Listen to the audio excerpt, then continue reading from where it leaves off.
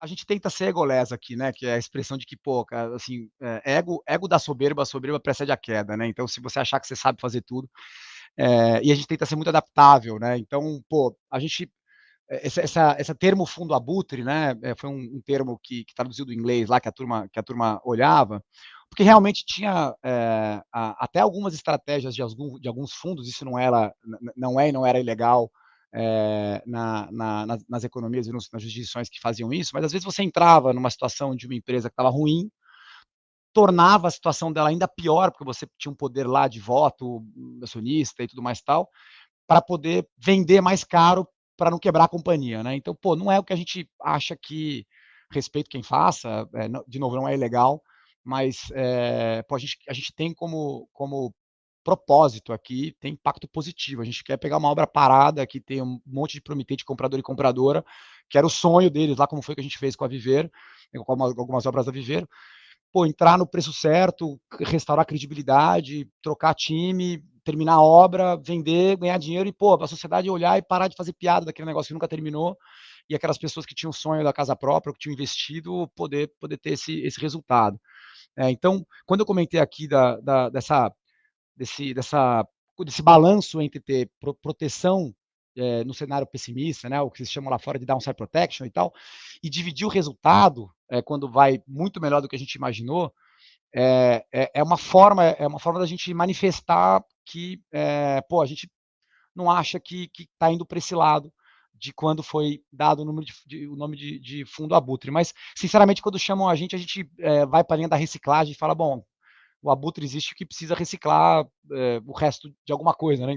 Então tudo bem, se for para essa linha, então a gente não se incomoda muito na nomenclatura, mas realmente a nossa atuação é mais, não é entrar, um negócio que está ruim pode ficar pior, você esperneia um pouco, vende sua participação, ao contrário.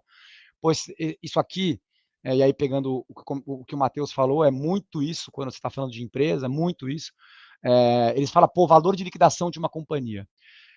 Não é fácil de calcular isso, e como a gente vive no pântano, né, traduzindo isso, quer dizer, tudo que dá errado passa por nós, a gente olhou, ou comprou, ou não comprou e tá monitorando, né? Então, é impressionante como as pessoas calculam o fundo da piscina errado, assim. Todo mundo fala, calculei o preço de liquidação. Se realmente falou que ia ficar 12 anos na justiça, ou 20, você realmente não achava que aquele sócio minoritário ia processar a companhia? Você realmente achou que não ia mudar a regra, a lei, ou né, um marco regulatório diferente que piorou muito do que já era?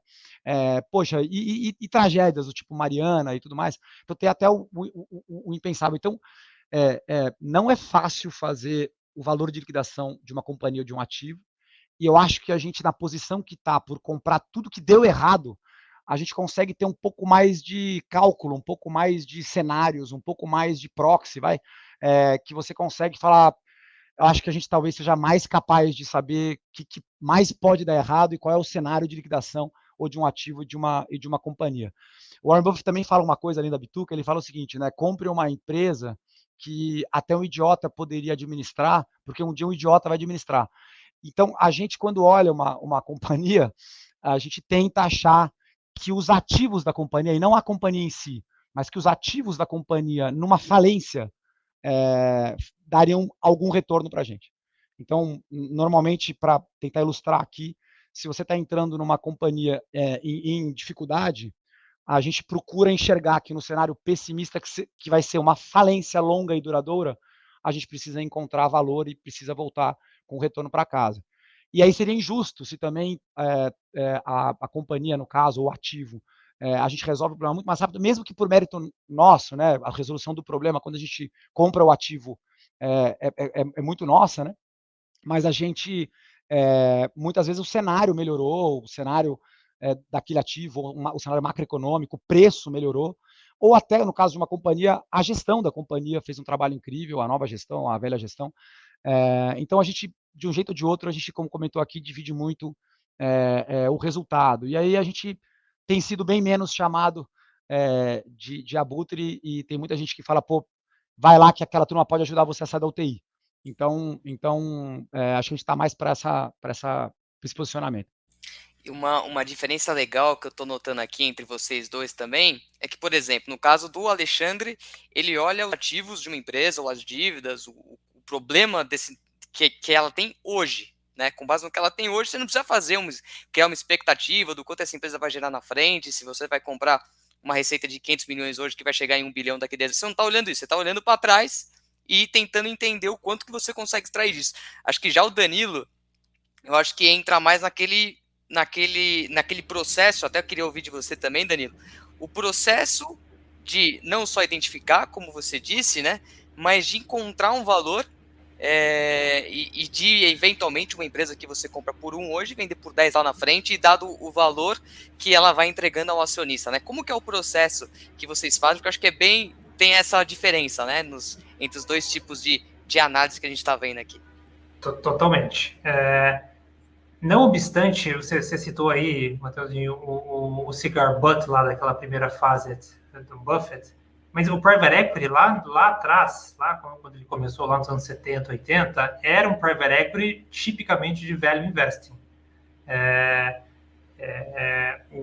Assim, eram múltiplos de 6, 7, 8 vezes EBITDA e deals, transações bem alavancadas, né? Tinha um mercado lá.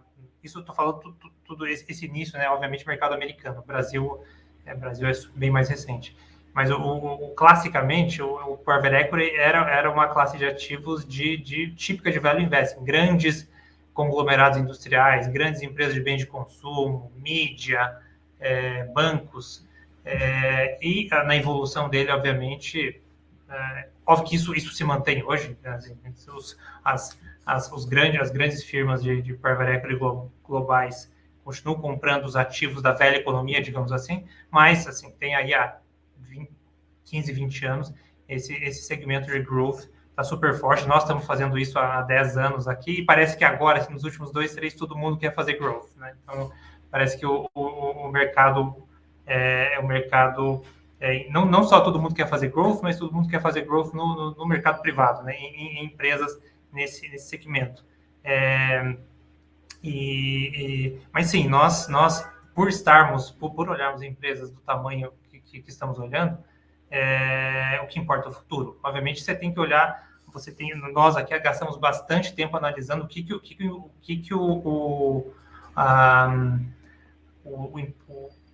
o empreendedor já conseguiu fazer e como que o que ele já conseguiu fazer, onde ele veio até aqui, nos diz sobre o que ele consegue fazer no futuro.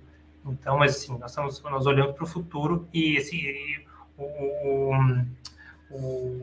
a, o Renato comentou aí sobre a questão de fluxo de caixa descontado, fazemos bastante fluxo de caixa descontado, assim, modelamos bastante, mas estamos olhando empresas que vão crescer receita e lucro ao norte de 30%. Então, assim, o futuro é onde gastamos nosso tempo.